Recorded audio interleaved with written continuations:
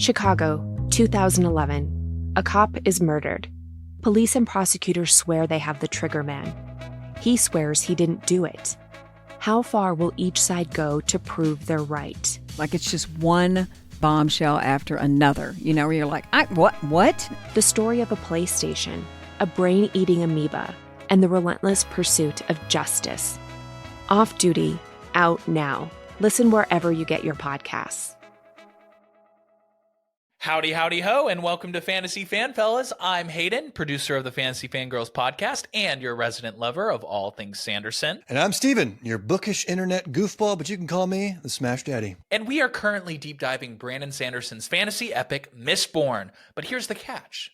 Steven here has not read Mistborn before. That's right, hey. So each week, you'll get my unfiltered, raw reactions to every single chapter. And along the way, we'll do character deep dives, magic explainers, and Steven will even try to guess what's next. Spoiler alert, he'll be wrong. Newsflash, I'm never wrong. Episodes come out every Wednesday, and you can find Fantasy Fan Fellas wherever you get your podcasts. Over 90 of the top 100 U.S. accounting firms trust Bill to simplify and secure bill pay. That's proven financial infrastructure built on over $1 trillion of secure payments. Visit Bill.com/proven for a special offer. Hello and welcome to the Psych Legal Pop Podcast. This is a podcast where we talk about popular culture through the lens of an attorney and a therapist. I'm the therapist, Tess Brigham. And I'm Brooke Brigham, the attorney. All right, so this is 90 Day Fiancé, The Other Way, Season 4, Episode 1.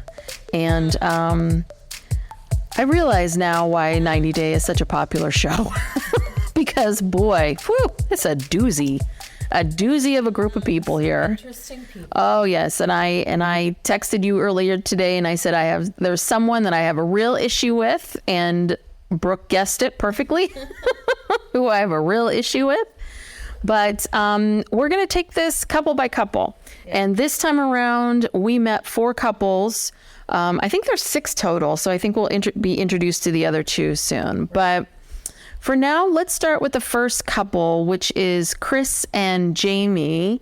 And I have to say, I kind of like and I don't know, I used to watch 90 Day, then I stopped when it became so overwhelming with all of the shows and people started doing it just for the publicity. But I really love the way they're doing these openings, the real kind of like, oh, it's a fairy princess. She's putting on clothes. Who is she? She's going to the mail, oh, nothing's there. And then we learn about the person. Have they always had these quirky intros? Yeah, they do. They try to, hook you in with something. Mm-hmm.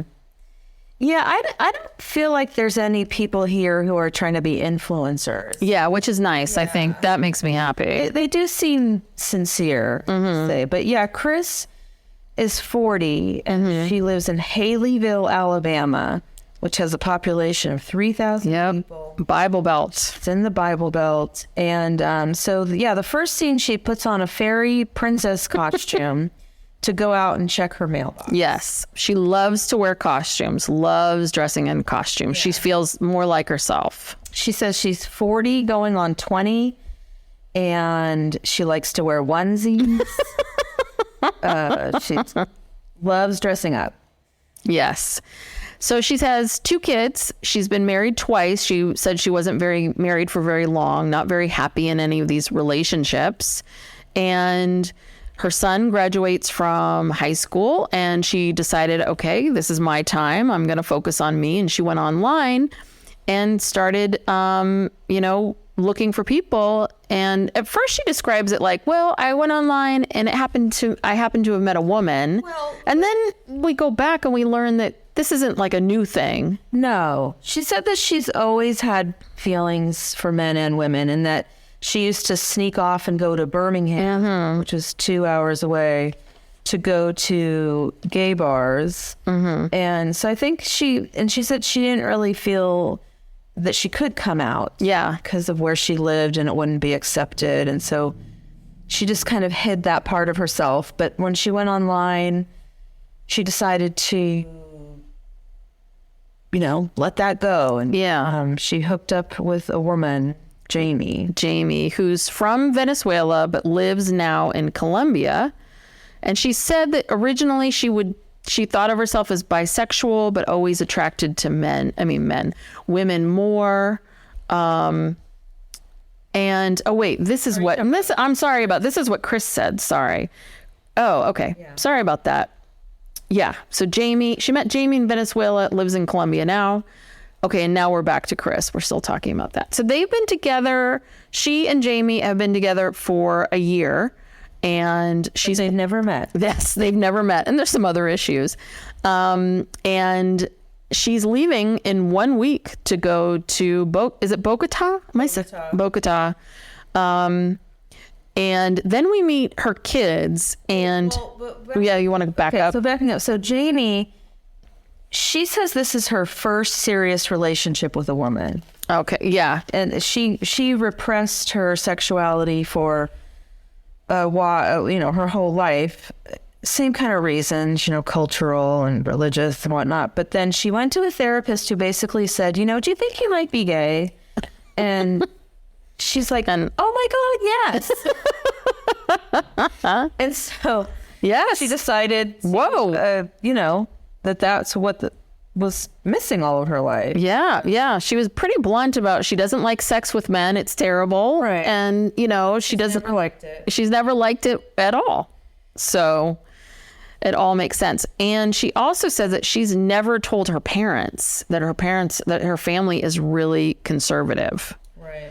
Which is also, I don't know if we're going to, she's from Venezuela, so I don't know in the show if we're going to meet her or not. But meet the parents? Meet her parents, her family. Probably not. So I guess that's not one of the issues that they have. But going back to Kris, which I think is really interesting about her is, she says she's 40 now. She has a daughter that's 23 and a son that's 18. And then I started doing the math, and then she basically comes on the screen and says, I got pregnant very young, pregnant at 16. And I always think this is kind of interesting because I do think, and we see this a lot, and I think we see this sometimes, and I feel like I've seen it on 90 Day and some of these other shows, which is, right, being, when you have children very young, you don't have those 20s, 30s, those times to kind of explore and find yourself, that a lot of times the minute your kids are out, there's this like reawakening, of like, woo, I can do anything. And so, and I don't blame her. She basically started looking, she's not a full-time parent anymore. Her kids are out of the house. So she can, she probably wanted to explore and see what else was out there and have some adventure. Yeah. I get the sense that she wants adventure more than anything. Yeah. And, her kids, they seem on one hand to be open-minded about the whole thing, but on the other hand, they're very skeptical. Yes. And her daughter especially was really kind of grilling her about kind of like, what are you doing? Yeah. You never met this person. You're going over there, and they're planning on getting married 9 days after she arrived. Yeah, because that was the only time they could get a venue? Or the soonest time they could get a venue. What, you were trying to get it sooner than 9 days? Oh, I got the sense that it was almost like there's this venue. Oh, this is the only date we have. No, but I'm like, what? There's lots of venues. There's lots of venues, or you can stay for a period of time. But I don't know I don't know about the visa issues in Colombia. Like, how long can Kris stay in Colombia without getting married to a citizen? So maybe there's sort of this time frame that they have to do. But yeah, crazy. They've never met in person. She's going to get there, and then they're going to have a marriage. You're going to get married 9 days later. Yeah, they both seem very immature and impulsive. Yes. But did you feel like the kids were grilling her too much? Because I felt like the kids' questions, I was like, these kids are pretty together. Their thoughts are all valid. Yeah. It's the same stuff we're saying here, and especially if it's your mother. And I also get the sense that, Kris is maybe not the most emotionally stable person. Yes. I don't know, as things start to come out about her. Yes. So yeah, it's really crazy. Okay, so this is nuts. So there's a scene where she's tearing like siding off of her home. Yeah. Her room. So basically she says, okay, so right now she's living with her mother and her 2 kids because 6 years ago she bought her dream home and 2 years later it burned. And so then they pan back to show this house that is like half burned, half intact, just a mess. There's a dog wandering through there, and there's like food on the floor, or it looks like stuff on the floor.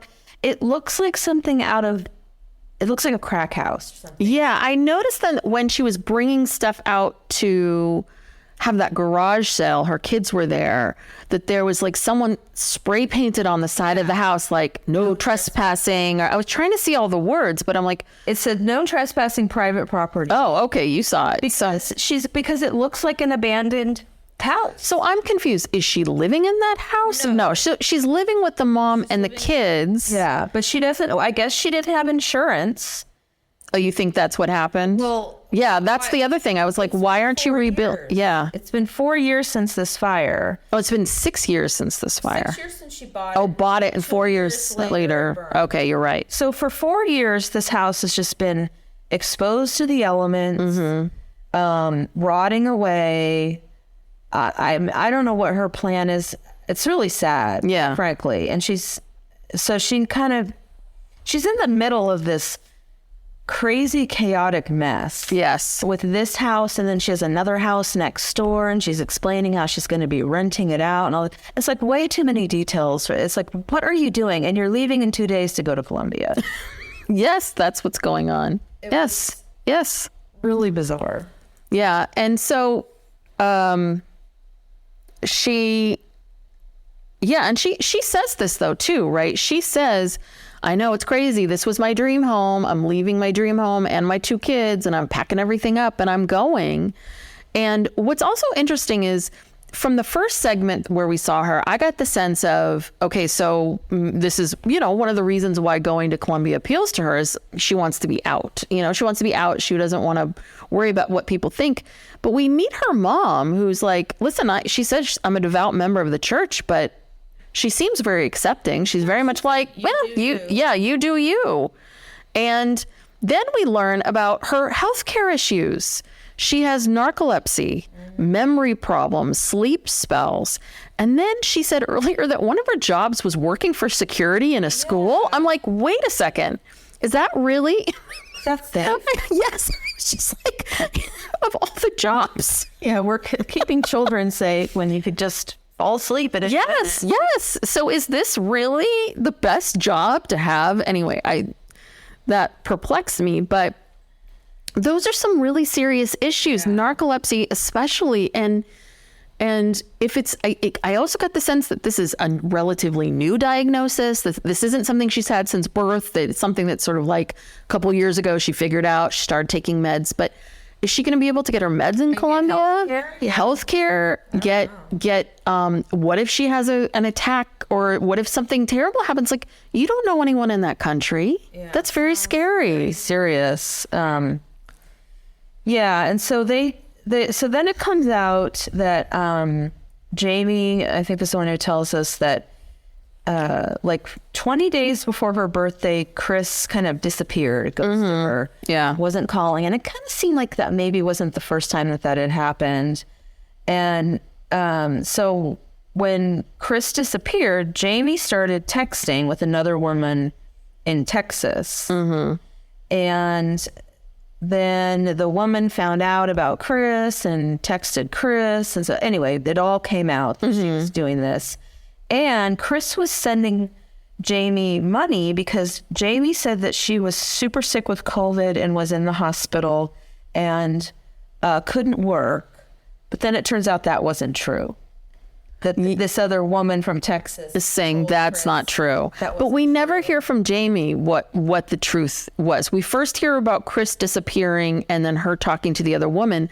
And then we learn from Kris later on about sending the money and finding out from this other woman. So do we know for a fact, was Jeymi using her, or was Jeymi using her and pretending like she couldn't work, or Kind of seems like it. I mean, I don't remember her like admitting or denying it one way or the other. But she was on the phone with her friends back in Venezuela. Yeah. And the friends seemed very skeptical. Oh, yeah. There's yet to be one person who is supportive. No, none of the friends on the season are supportive. Maybe one, maybe Gabriel's friend, I thought, was supportive. That one person was supportive. And I think that Gabriel's friend was probably just like, this is my friend. I'll just say yes to anything that he tells me. You know, these two, I'm sorry, they have so many issues, you know. I mean, it's just from they've never met to, you know, this is both their first, they both have said this is their first, you know, relationship with a woman, first serious girlfriend all around. I mean, and there's already drama. Yeah. Other people and money and blah, blah, blah. And the other thing is, and this is, you know, with dating apps and these online relationships, I say this to my clients all the time, which is you don't know until you physically get in a room with someone if you have any chemistry. Like people think that, oh, we talk all the time on text. We do this, we do that. And yeah, video helps people get to know each other, but you don't know if you have real chemistry with someone until you're in the same room. And that's why all of this is so insane. It's just because, the two of you like each other and you think each other are great and you get along, but you don't know if you're going to have any chemistry, anything. And God, Kris, just go down there for a couple weeks. Like you couldn't do that first before you proposed, but I think money-wise she couldn't. They're always like, oh, she's the love of my life, even though we never met. There's always this real fairy tale-esque, like out there, like not based in reality type of feeling that these people have. And they think that just because the person's in another country that automatically it's just going to be, you know, some romantic fantasy. I don't know. We'll see. Yeah. But I don't have high hopes for them. But anyway. Yeah. Especially based on some of the clips of the future. It's a lot of fighting. Yes. And so the mom, I mean, again, I thought her mom was really reasonable and really with it. And the mom very straightforward says, I'm really worried this is a scam. And once the money runs out with Kris, she's going to get dumped and she's going to come back here. And so I don't know. I can't really put a finger on Jeymi yet. I think it's interesting that when we had that scene with her and her friends, that she very much was like, my grandmother had died. I was sad and lonely. And Kris ghosted me. And then I reached out to another woman. It was like, okay, maybe she ghosted you, but did you then, it sounds like maybe talking to her, I think. Like even after Kris came back, her ghosting. Okay. I feel like she kept talking to this woman in Texas. And is the ghosting from her narcolepsy? They don't really explain that, do they? I think it was just she got a little bit freaked out or something. And that should tell you something, right? I mean, you haven't even been in the same room yet and you're getting freaked out. Yeah. All right.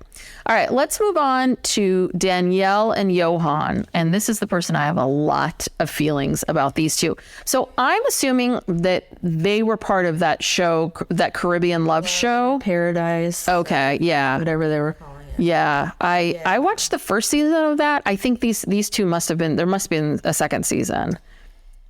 Well, they were in the last season. Okay, yeah. I don't know how many. I think they've only had a couple seasons. Yeah, so this must be the second season. They were in the last season of it. And so what happened was, we know the story, how she went there on vacation and, Well, I didn't know the story. It was all new to me. Okay, so she went to this is Danielle. She's 42. She's from New York City. Well, she claims to be from New York City on this show, but in the other show, she claims she was from Yonkers. Oh, interesting. Is that like a suburb of New York City? Yes, it is. It's up north. It's north, like near White Plains, and okay. Well, now she claims she's from New York City, but anyway, she met this Johan on vacation. He was a personal trainer at the resort she was staying at. They spent a couple days together. She went back to New York. She came back to the Dominican Republic.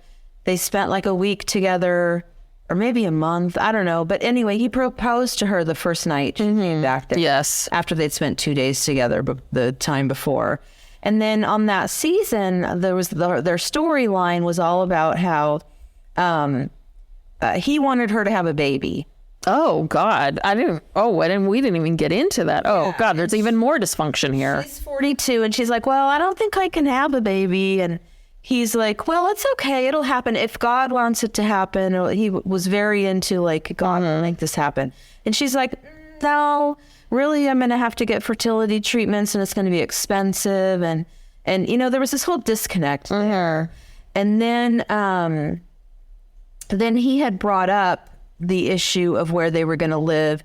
He's always wanted to come to the United States. And there was even a scene where they went to his family's house and the whole family was kind of like, yeah, we want him to go to the U.S. That's what everyone's dream is, because you can go to the U.S., you can make enough money to support your whole family, you know, back in the DR. And, you know, and he made that very clear to her. Yes. No, I didn't even watch that show. And I was very clear from this show what he wanted. So now she's flipping the script because she promised him that, oh, yeah, I'm going to do the K-1 visa and you're going to come to New York. And that's where we left off.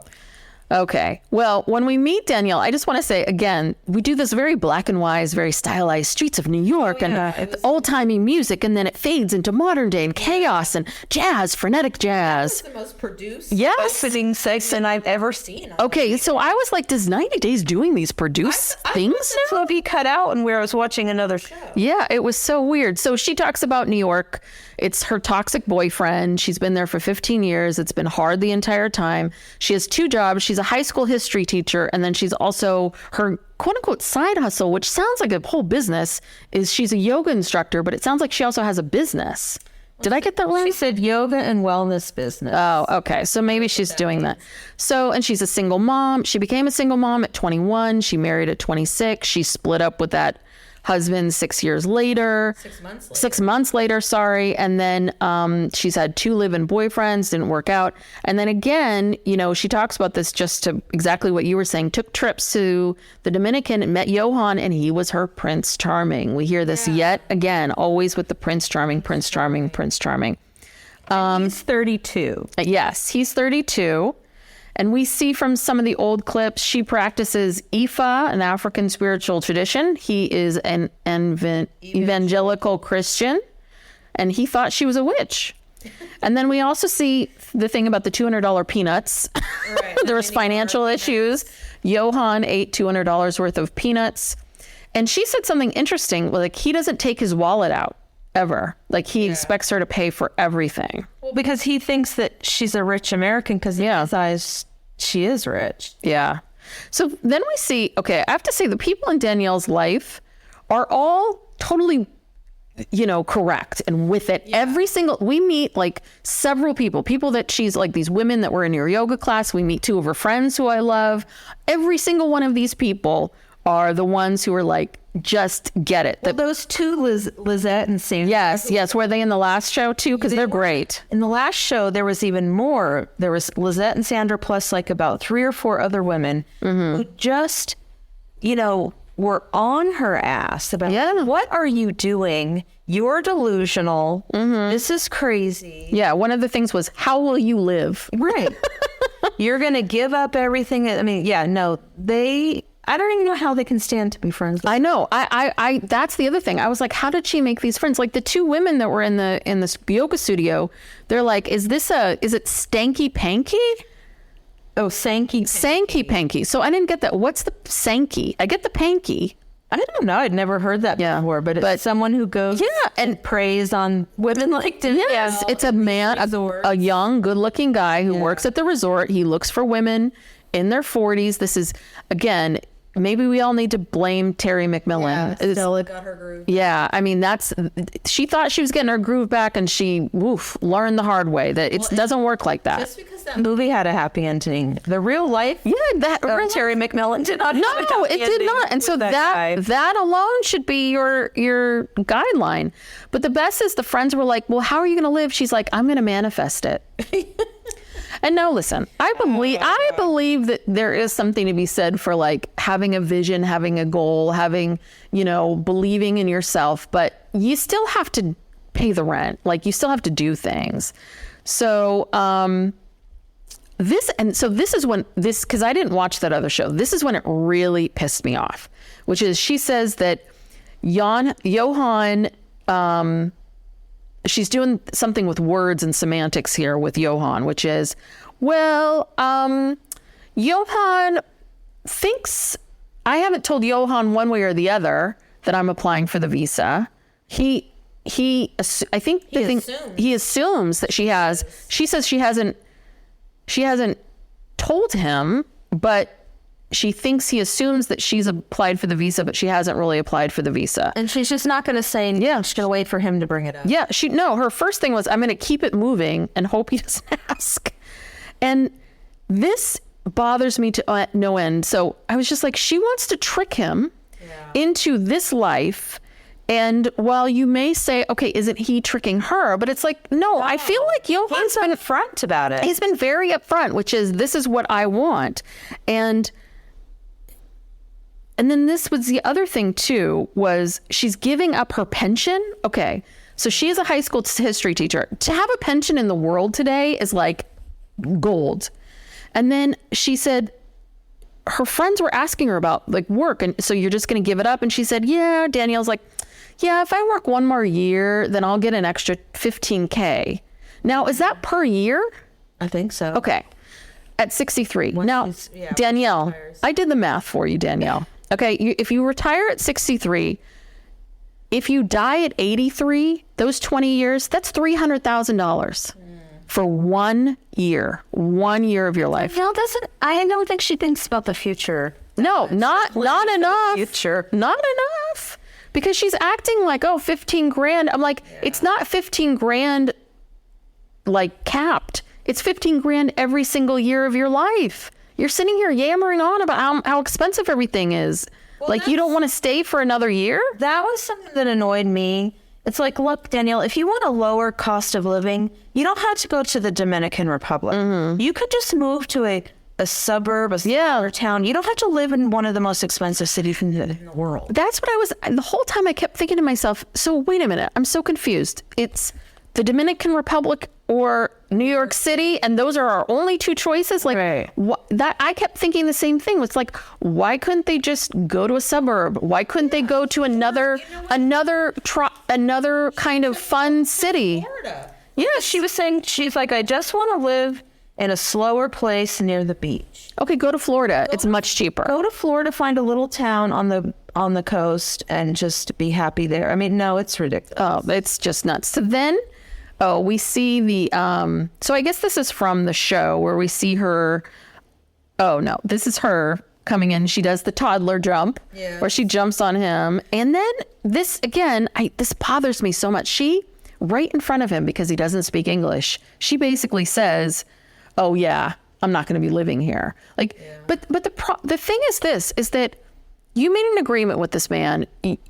He wants to come to the U.S. and what really bothers me is that Danielle, I'm with you. If you married him and then was like, oh, I don't know if I want to live here anymore. I don't know what I want to do. And you went to him and said, listen, I don't know if I want to settle in New York. Maybe let's talk about something else. But what she's doing right now to Johan is she's basically holding him hostage, like basically dangling that visa right in front of him. Like, maybe I'll apply for it. Maybe I won't. Like, oh yeah, I just, When she's telling him, you don't speak English, you're not going to be able to get a good job. The American dream doesn't exist. It's just belittling him. Yeah. Just saying all this stuff. So dismissive of everything. It really bothered me. And then in the car ride from the airport, I guess she can't wait 1 minute. So she's on the car ride, basically breaking the news. And the look on his face, I swear to God, I thought he was about to cry. Yeah, I mean, he's just thinking, shit. Like, Yeah. what do I do? Yeah, he's pissed. He's mad. He looks like he's going to cry. I don't think I mean, I have to admit, I think he is using her. Probably. You know, to get to the United States. But he kind of told her that. Yeah, well, last in the Love in Paradise show. Well, but I also kind of feel like I get the sense that he does like her. So I don't think it's a... Oh God, it's not the other Danielle and Muhammad. It's not like a Danielle and Muhammad situation where it was so clear, like the minute he got that green card, he was out the door. I get the sense with Johan that, yeah, he likes her. He's picking her because she's from the U.S., but I also think he likes her. He's attracted to her. And I think if they did move to New York or somewhere in the U.S., I think they would be. I think he would stay with her. I don't think he's going to leave her immediately and run in the opposite direction. But yeah, you know, she just wants to. She wants to move down there, live on the beach, and have her, you know, hot husband, and not let him. But she's still do anything with his life. Yeah. But yet she's going to complain about how she has to support him. Yeah. You know, it's like nothing is. Nothing. She's not happy with it. Well, he finally says something which is true, which is, you know, life in the DR is hard. And in life in the DR is a hell of a lot harder than life in New York. And she's going to find out the hard way that she's not going to be... She honestly thinks she's going to wake up every morning and she's going to go to the beach and then teach a yoga class or two and then come home and have sex with her husband and then they're going to be so in love and all of this stuff. I'm like... You can't live on, even in the DR, you cannot live on 2 or 3 yoga classes a day. Yeah. Well, I don't know if it was Lizette or Sandra, one of them said, you know, life is not all sundresses and walking on the beach. Yes, exactly. I love those too. Yes. So, Danielle, I have a lot of feelings. All right. Gabriel and Isabel. So Gabriel is 32. He's from Margate, Florida. I don't know where that is. He has an underwear company that is for female to male transgender people who haven't had bottom surgery yet. It's called Get More Proud Wear. And a year ago, he went to Colombia for his business to talk to some manufacturers, and he met Isabel at a club. And Isabel said, no, I don't have sex on the first night. And Gabriel was like, was relieved because he hadn't told her that he was trans. And then he texted her the next day and told her everything. And she was like, no, I'm fine. I'm good. He's like, okay, great. Perfect.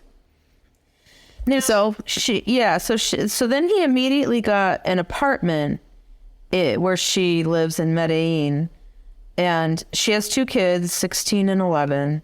And then he moved her into the apartment. And he's been going back and forth between Medellin and the United States.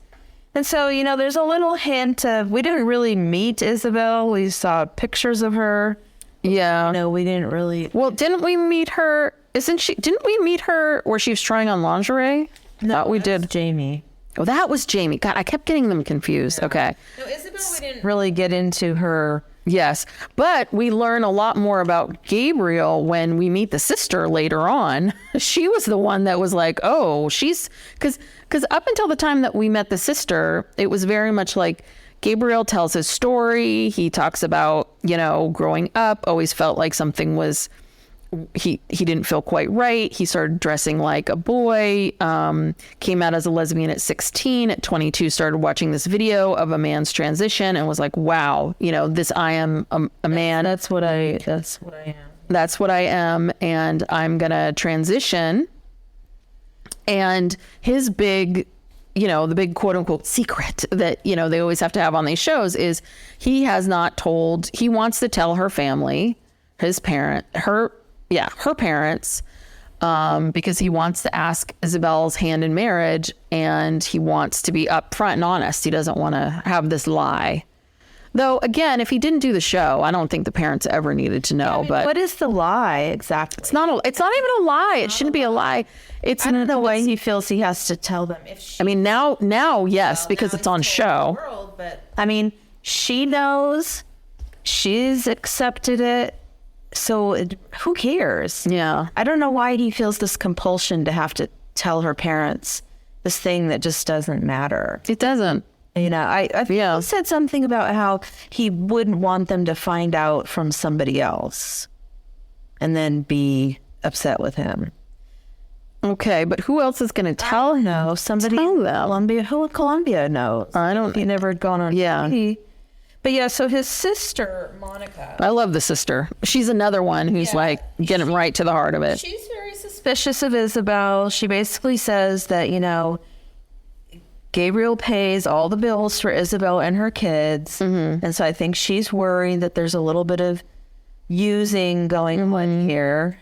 But also, Gabriel has a history of falling in love. I mean, he was there to get a tattoo of Isabel on his arm, and he has to cover up another tattoo of another woman's name. And so Gabe's sister was saying, you know, he has a history of living with several women Who have kids. who have kids, moving women into their mom's house, getting tattoos of these women. And then the sister basically says, yeah, he's very impulsive. And for this past year, he was supposed to be focusing on himself and being alone.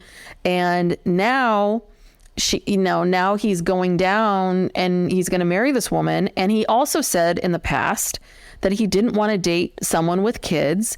And this I thought was very telling. He said, well, Isabel has 2 kids, 16 and 11. They take care of themselves. I'm like, Gabriel, I hate to be the one to tell you this, but I have a 15-year-old. Your daughter is almost 20. Does she just, Self-sufficient? No.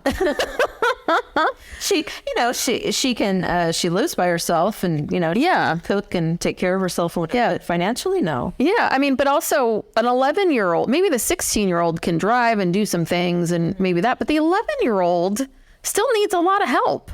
Yeah. Like when he said that, I was like, ooh, this isn't going to be good. Because he really doesn't understand. Again, I think he fantasizes. I think he falls in love. And I think he falls in love very, very easily. And I think that he's going to be shocked to find out an 11-year-old is a lot more work than he thinks. Yeah. All right. And so now our last couple, which we spent the least amount of time with, are Rishi and Jen. We meet Rishi first. He's 32 from India, Jaipur, India. And he spends an hour and a half every other day with his hair.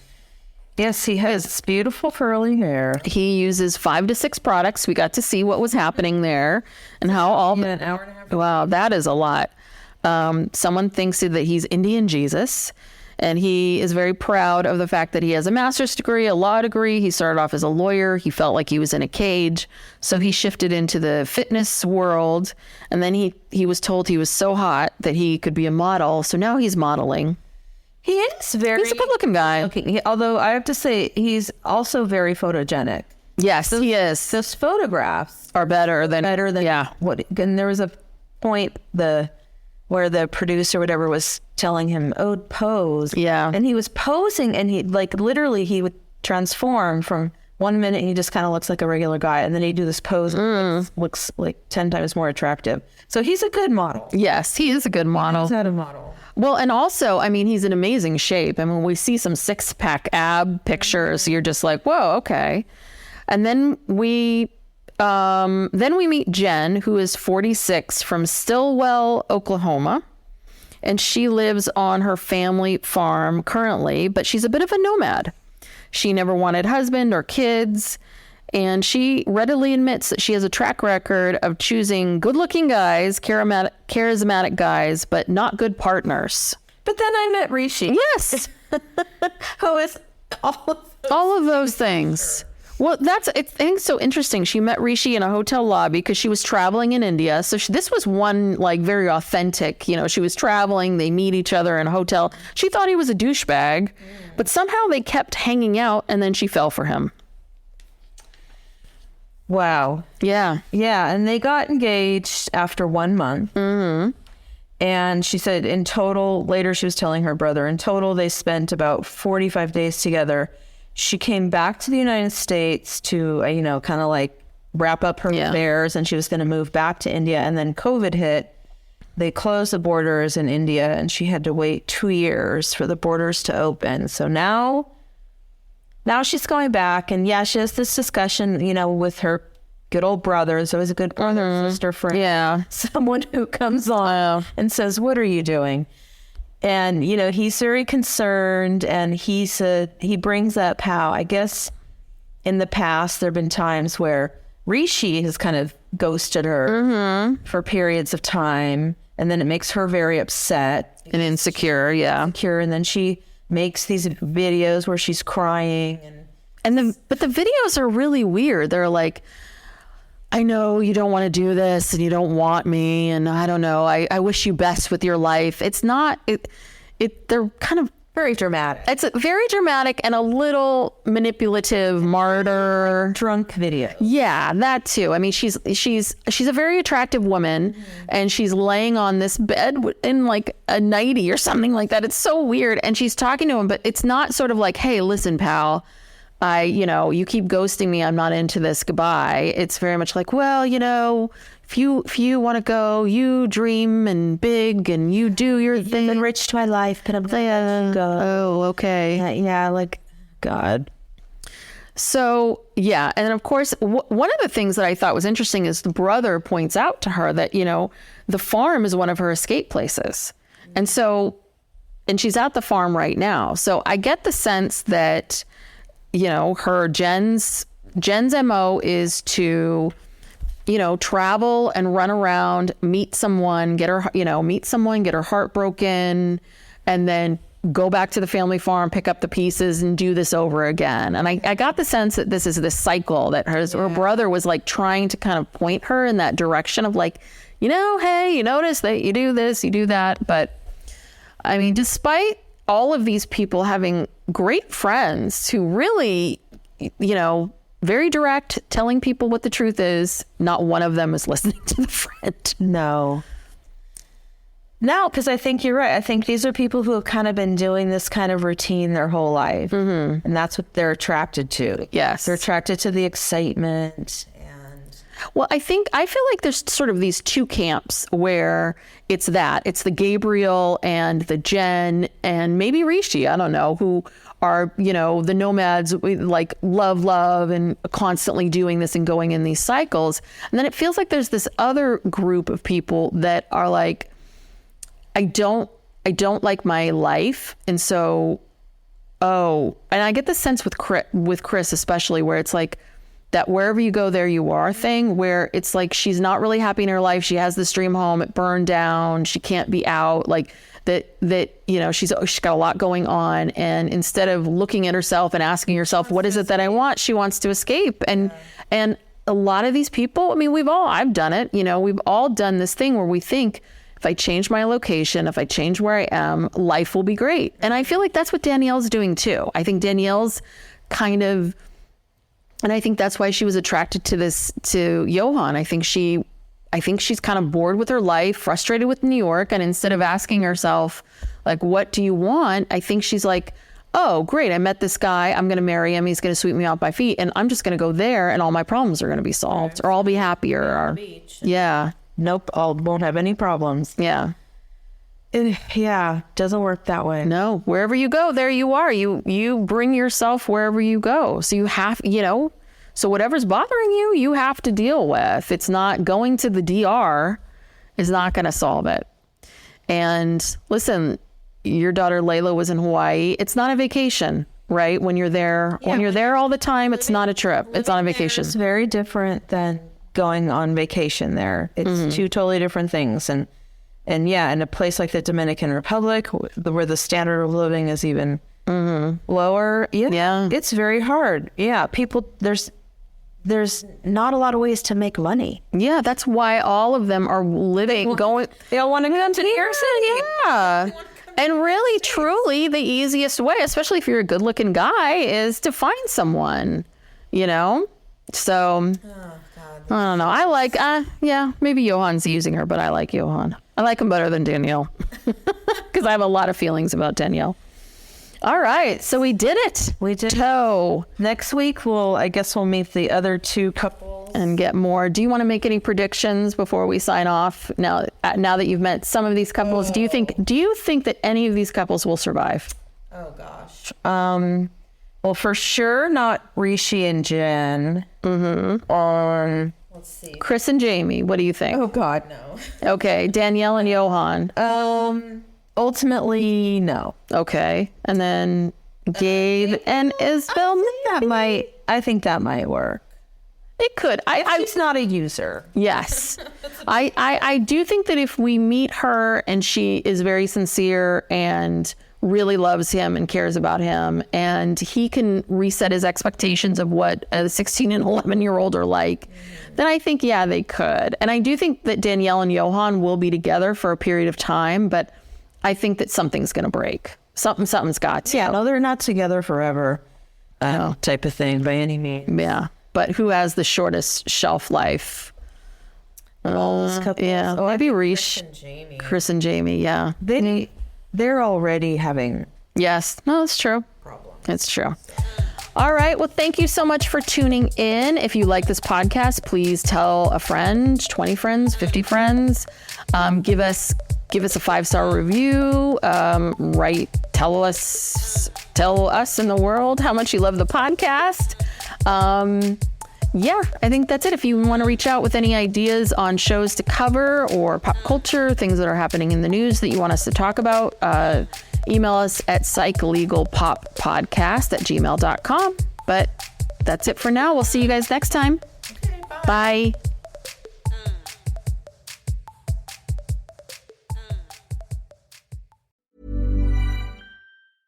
Howdy, howdy, ho, and welcome to Fantasy Fan Fellas. I'm Hayden, producer of the Fantasy Fangirls podcast and your resident lover of all things Sanderson. And I'm Steven, your bookish internet goofball, but you can call me the Smash Daddy. And we are currently deep diving Brandon Sanderson's fantasy epic, Mistborn. But here's the catch. Steven here has not read Mistborn before. That's right, hey. So each week, you'll get my unfiltered, raw reactions to every single chapter. And along the way, we'll do character deep dives, magic explainers, and Steven will even try to guess what's next. Spoiler alert, he'll be wrong. Newsflash, I'm never wrong. Episodes come out every Wednesday, and you can find Fantasy Fan Fellas wherever you get your podcasts. Over 90 of the top 100 U.S. accounting firms trust Bill to handle bill pay processes. Why? Because our tools are built on over $1 trillion of secure payments. We're not just moving money. We're powering financial workflows for 500,000 customers. That's a level of expertise you just can't fake. Ready to talk with an expert? Visit Bill.com/proven to get started and grab a $250 gift card as a thank you. Terms and conditions apply. See offer page for details.